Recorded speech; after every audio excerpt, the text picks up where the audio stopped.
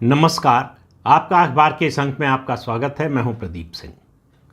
दिल्ली की राजनीति में एक बड़ा परिवर्तन होने जा रहा है, बल्कि समझिए हो गया है। अरविंद केजरीवाल जो पहली बार 2013 में कांग्रेस के समर्थन से 4 महीने के लिए मुख्यमंत्री बने थे और फिर उसके बाद 2015 और 2020 के चुनाव में प्रचंड बहुमत से जीतकर मुख्यमंत्री बने थे। तो अरविंद केजरीवाल की अगर इन कार्यकालों की बात करें, 3 बार मुख्यमंत्री बने, सिर्फ एक बार अपना कार्यकाल पूरा कर पाए। बाकी 2 बार, एक बार 4 महीने और इस बार जो है लगभग 4.5 साल वो मुख्यमंत्री के पद पर रहे। उसमें से 6 महीने उनका जो है जेल में गुजरा। तो कहाँ से चले थे? अन्ना आंदोलन से चले थे और यहाँ तक पहुँचे। तो अरविंद केजरीवाल का मुख्यमंत्री पद से इस्तीफा अरविंद केजरीवाल के राजनीतिक जीवन के अंत की शुरुआत है। उनकी मुख्यमंत्री पद से विदाई हुई है। दिल्ली की राजनीति से विदाई जब भी चुनाव होंगे, जनवरी फरवरी या जब भी जो है चुनाव आयोग कराना चाहे चुनाव दिल्ली में, जब भी होंगे, मुझे लगता है कि उनकी दिल्ली की राजनीति से विदाई होने वाली है। अक्सर आपने सुना होगा कि लोग दुर्घटनाओं के बारे में कहते हैं कि प्रारब्ध खींच कर ले जाता है। आप नहीं जाने वाले थे कहीं, अचानक आपका मन बदल गया। आप किसी फ्लाइट से जा रहे हैं और अचानक जो है कोई व्यक्ति आ गया कि मेरी बड़ी इमरजेंसी है, मुझे जाने दीजिए, अपनी जगह दे दीजिए, और लोग दे देते हैं। ऐसी बहुत सी घटनाएं दुनिया भर में आपने सुनी होंगी। तो दुर्घटना स्थल पर अक्सर प्रारब्ध उस व्यक्ति को खींच कर ले जाता है। अरविंद केजरीवाल के साथ भी मुझे लग रहा है कि यही हुआ है। आतिशी का मुख्यमंत्री बनना अरविंद केजरीवाल के लिए शुभ संकेत नहीं है। ये ठीक है कि उन्होंने जो टाइमिंग सेट की है, जो रणनीति बनाई है, उसके हिसाब से वो कार्यकारी और कठपुतली मुख्यमंत्री रहे, ये उन्होंने इंश्योर करने की कोशिश की है। लेकिन राजनीति में कभी कभी बहुत छोटा सा कदम भी बहुत बड़ा असर डालता है, और अरविंद केजरीवाल के साथ यही होने जा रहा है। उनके लिए अब मुख्यमंत्री पद पर लौटना मुश्किल होगा। हालांकि उन्होंने ये भी इंश्योर कर लिया है कि मुख्यमंत्री आवास में कोई ना जाने पाए। मुख्यमंत्री आवास में अरविंद केजरीवाल इस्तीफा देने के बाद रहेंगे कि नहीं रहेंगे, अभी स्पष्ट नहीं है। कायदे से तो जो नियम है, कानून है, उसके मुताबिक नहीं रहना चाहिए। लेकिन आप मान कर चलिए कि आतिशी भी मुख्यमंत्री आवास में नहीं जाने वाले। उनको मालूम है कि उनको चुनाव तक के लिए, बड़ा स्पष्ट कह दिया गया है कि चुनाव तक के लिए आप कार्यकारी मुख्यमंत्री हैं। तो कोई कन्फ्यूजन नहीं है, कोई इस तरह की अनिश्चितता नहीं है कि चुनाव के बाद क्या होगा। अगर आम आदमी पार्टी जीतती है तो आतिशी मुख्यमंत्री नहीं होंगी, ये तय है। अब आप देखिए, चुनाव में सबसे बड़ी बात होती है नैरेटिव की, और इसका मास्टर माना जाता है अरविंद केजरीवाल को। लेकिन जब दिन बुरे आते हैं तो अच्छे से अच्छा रणनीतिकार फेल होने लगता है। वही अरविंद केजरीवाल के साथ हो रहा है। शराब घोटाले में उनकी गिरफ्तारी हुई, उन्होंने इस्तीफा नहीं दिया। उनको लगा कि ये उनका मास्टर कार्ड है, और उनके मास्टर कार्ड लगातार फेल हो रहे हैं। तो उनको लगा कि मुख्यमंत्री पद पर बने रहेंगे तो फिर उनके लिए आसानी होगी और जो है जेल से जल्दी छूट जाएंगे, जैसे उनके वकीलों ने उम्मीद दिलाई हो। लेकिन लंबा समय जेल में बिताना पड़ा। सुप्रीम कोर्ट ने आदेश दिया, अभी जब रेगुलर बेल दी है तब भी, कि मुख्यमंत्री के रूप में काम नहीं करेंगे। तो अरविंद केजरीवाल पिछले 6 महीने से ज़्यादा समय से दिल्ली के मुख्यमंत्री के रूप में काम नहीं कर रहे हैं। तो औपचारिक रूप से भले ही आप वो हट रहे हों, लेकिन अगर आप व्यवहारिक रूप से देखें तो वो मुख्यमंत्री पद से पहले ही हट चुके हैं, या कहें कि मुख्यमंत्री के दायित्व से पहले ही मुक्त हो चुके हैं। अब सवाल यह है कि क्या संदेश देना चाहते हैं अरविंद केजरीवाल, क्या नैरेटिव बनाना चाहते हैं। उनके लोगों की अगर माने तो वो इस इस्तीफे के ज़रिए और कार्यवाहक मुख्यमंत्री बनाकर ये संदेश देना चाहते हैं कि वो सत्ता से चिपके नहीं रहना चाहते। मैं कह रहा हूँ इसका ठीक उल्टा संदेश जा रहा है कि आखिरी समय तक आप चिपके रहे। जब आपको लगा कि अब इसका बहुत ज़्यादा नुकसान हो सकता है, एंटी इनकम्बेंसी कई गुना मल्टीप्लाई हो सकती है, तब आपने मुख्यमंत्री पद से इस्तीफा देने का फैसला किया। अब आपके पास कोई मॉरल कैपिटल नहीं रह गई है ये दावा करने का कि हमको सत्ता से मोह नहीं है। आप शराब घोटाले में जेल गए थे, किसी राजनीतिक आंदोलन में जेल नहीं गए थे। अन्ना हजारे के आंदोलन में जेल गए होते अलग बात थी, ये शराब घोटाले में जेल गए थे। उनके लोग जो कह रहे हैं कि ये संदेश दिया जा रहा है कि एक महिला को मुख्यमंत्री बनाया जा रहा है, दिल्ली में ऐसा तीसरी बार हो रहा है। सबसे पहले सुषमा स्वराज को समय के लिए बनी थी, उसके बाद शीला दीक्षित लगातार 3 टर्म मुख्यमंत्री रही और अब आतिशी बनने जा रही हैं। तो आतिशी के मुख्यमंत्री पद का शपथ लेने से पहले उनकी पार्टी ने तय कर दिया है कि उनका कार्यकाल कितना होगा। अब आप देखिए जो नैरेटिव अरविंद केजरीवाल बनाने की कोशिश कर रहे हैं उसमें किस तरह से पलीता लग रहा है। पहली बात, आपने उतनी भी नैतिकता नहीं दिखाई जितनी नैतिकता हेमंत सोरेन ने दिखाई, या उससे पहले जो मुख्यमंत्री गिरफ्तार हुए, चाहे लालू प्रसाद यादव हों चाहे जयललिता हों, जो भी गिरफ्तार हुआ भ्रष्टाचार के आरोप में उसने उसी समय इस्तीफा दे दिया। जेल जाने से पहले इस्तीफा देकर पूर्व मुख्यमंत्री के रूप में जेल गए। अरविंद केजरीवाल ने ऐसा नहीं किया। वो देश के पहले मुख्यमंत्री हैं, ये श्रेय उन्हीं को जाता है कि मुख्यमंत्री के रूप में जेल में रहे, और फिर भी वो हाई मॉरल ग्राउंड लेना चाहते हैं। अब जो दूसरा उनका नया नैरेटिव बनाने की कोशिश है कि अपना पद यानी मुख्यमंत्री का पद महिला को सौंप दिया, तो नैरेटिव जब बनता है तो और भी चीज़ों, और उससे पहले और जो घटनाएं हुई हैं और उसके अलावा जो तथ्य हैं वो भी लोगों के ध्यान में आता है, सामने आता है, और आपके विरोधी उसको और बड़े रूप में पेश करते हैं। तो इसका संदेश क्या गया? पहली बात, आपने अपनी ही पार्टी की एक राज्यसभा सदस्य को मुख्यमंत्री के सरकारी आवास में अपने ही निजी सचिव से पिटवाया, हमला करवाया, सुप्रीम कोर्ट तक मामला गया। बड़ी मुश्किल से उनके निजी सचिव विभव कुमार को अब जाकर बेल मिली है। बड़ी ही सख्त टिप्पणियां की हैं सुप्रीम कोर्ट ने विभव कुमार के खिलाफ कि ये आदमी मुख्यमंत्री आवास में पहुंचा कैसे, और इसकी इतनी हिम्मत कैसे हुई कि एक महिला सांसद के साथ इस तरह का बर्ताव करे। वो मुकदमा अभी चल रहा है, मामला चल रहा है, ख़त्म नहीं हुआ है। विभव कुमार बरी नहीं हुए हैं, केवल अरविंद केजरीवाल की तरह उनको भी जमानत मिल गई। अब आप देखिए, एक घटना ये हुई।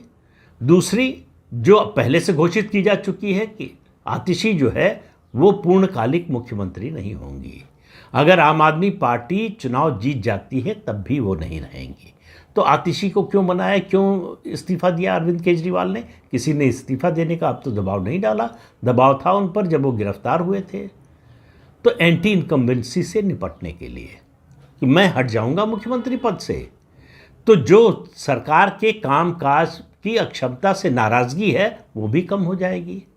एक बहाना ये होगा मेरे पास कि अदालत ने काम नहीं करने दिया, और दूसरा बहाना होगा कि देखिए हमने आपके लिए त्याग कर दिया कि आपके काम, आपकी सुविधाएं आपको मिले, इसके लिए मैं पद से हट गया। अब देखिए, एक मामला है स्वाति मालीवाल का, उनके साथ जो हुआ वो मुकदमा चल रहा है। उसमें जेल भले ही विभव कुमार गए हों, लेकिन कटघरे में अरविंद केजरीवाल खड़े हैं, क्योंकि जिस दिन ये घटना हुई उस दिन अरविंद केजरीवाल अपने सरकारी आवास में मौजूद थे।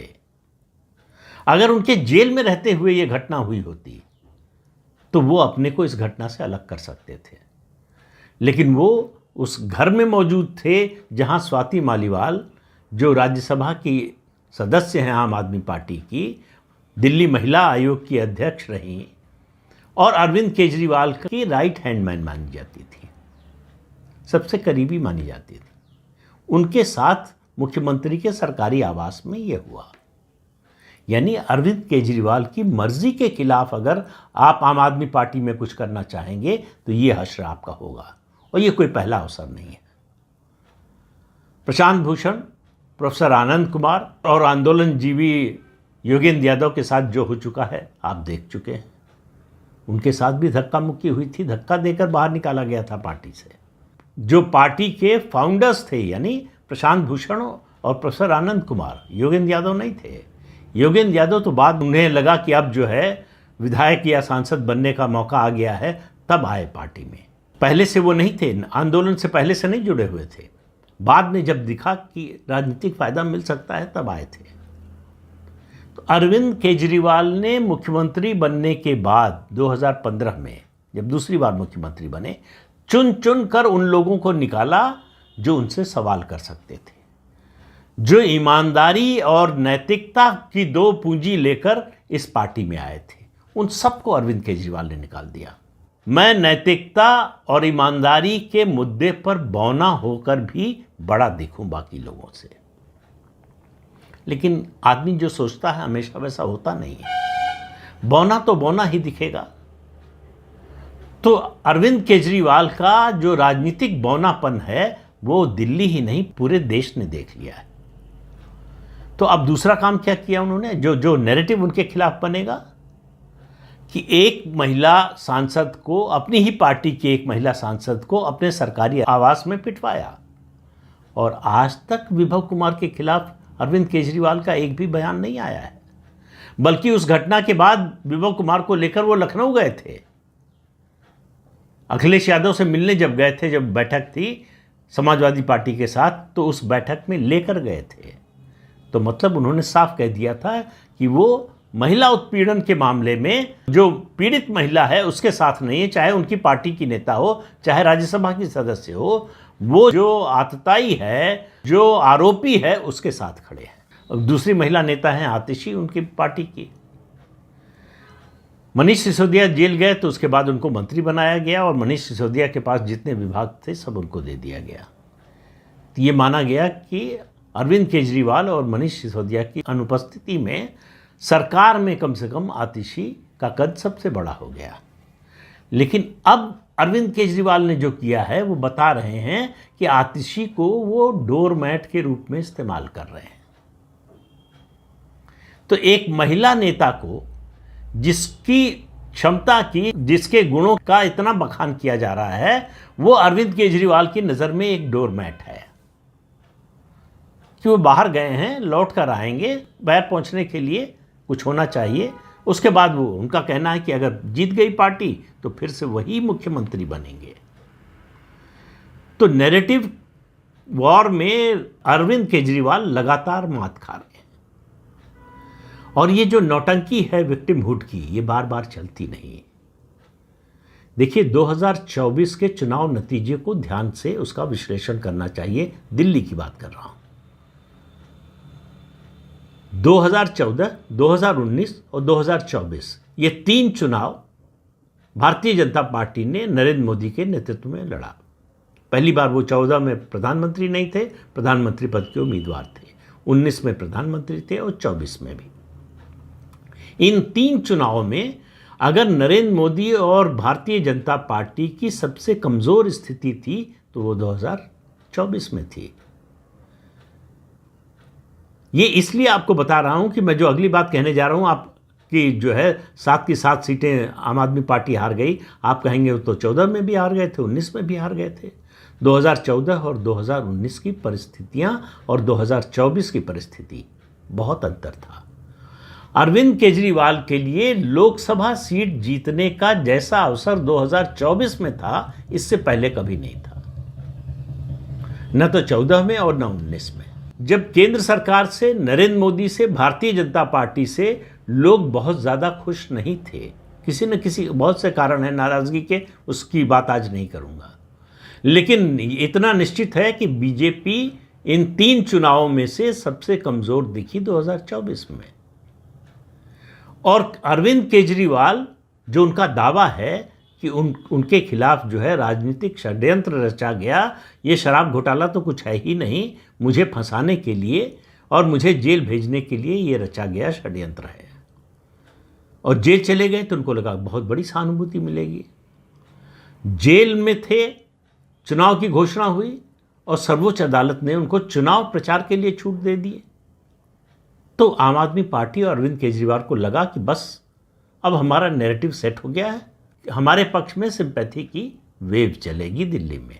और ये सोचा कि अगर कोई कसर रह जाएगी उसको भी पूरा कर लेते हैं, तो कांग्रेस से समझौता कर लिया और जोड़ने लगे लोग, उनके लोग, कि देखिए 2019 और 2014 में आम आदमी पार्टी को इतने % वोट मिले थे, कांग्रेस को इतने % मिले थे, दोनों को मिला दीजिए तो देखिए बीजेपी हारती हुई नज़र आ रही है, और बीजेपी की स्थिति तो कमज़ोर है इस बार, और अरविंद केजरीवाल के पक्ष में सहानुभूति की लहर चल रही है।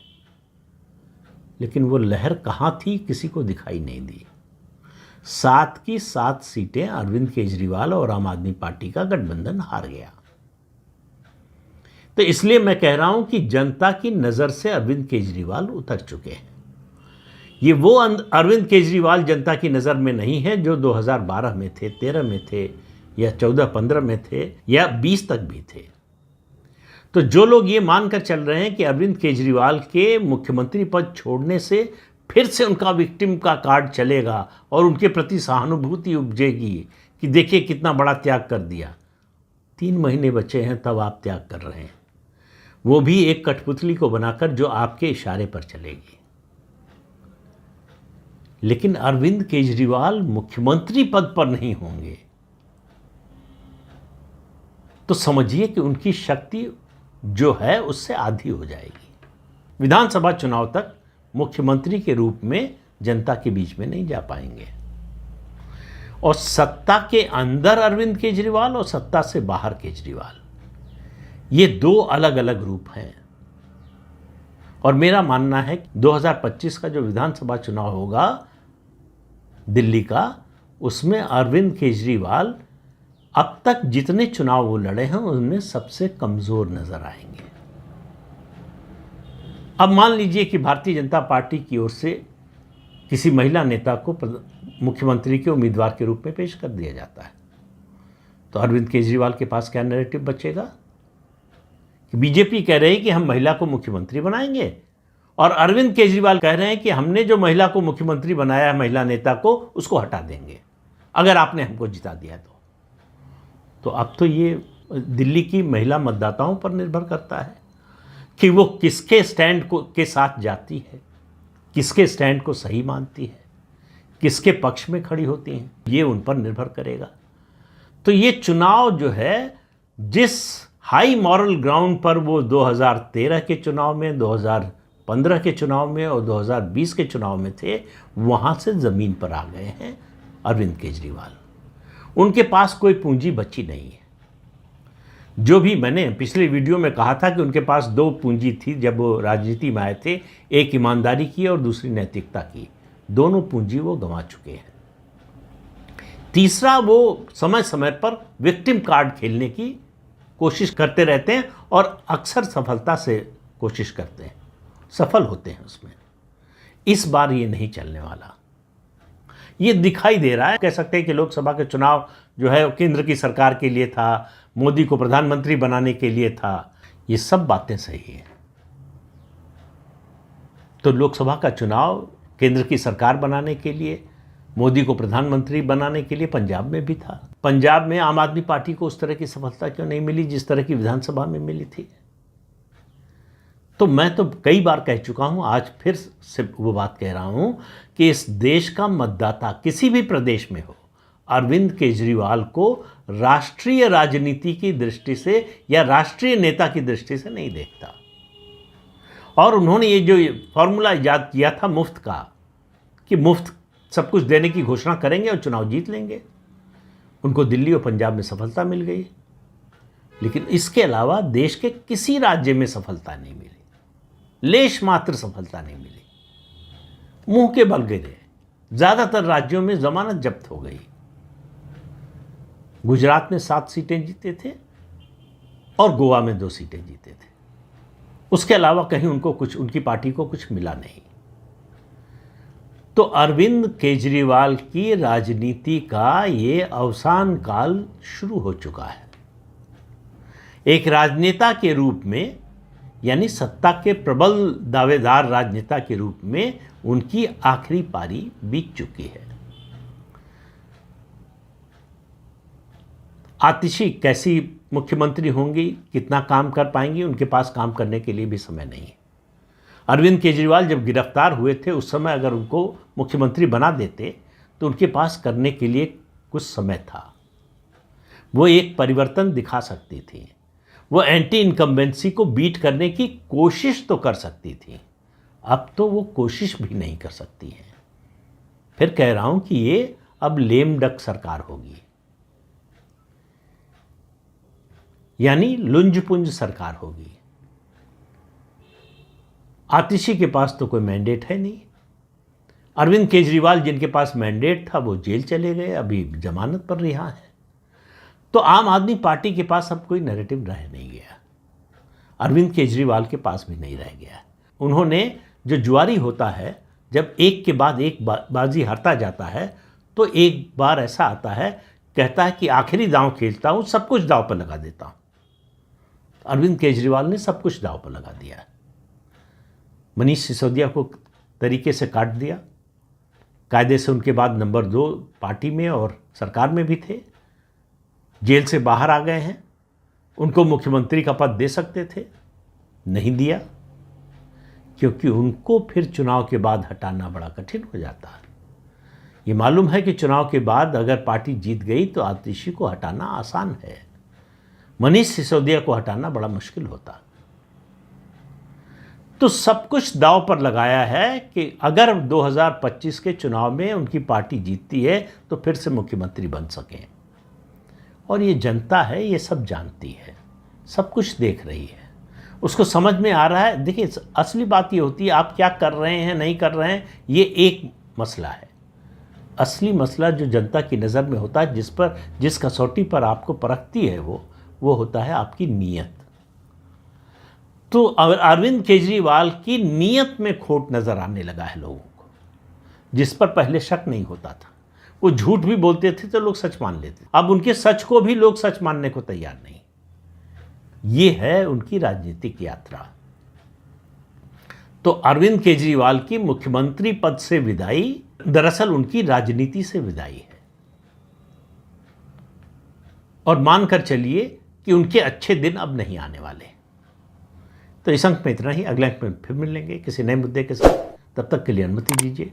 आपसे अनुरोध है कि चैनल देखिए, शेयर कीजिए, लाइक कीजिए और सब्सक्राइब जरूर कीजिए। नमस्कार।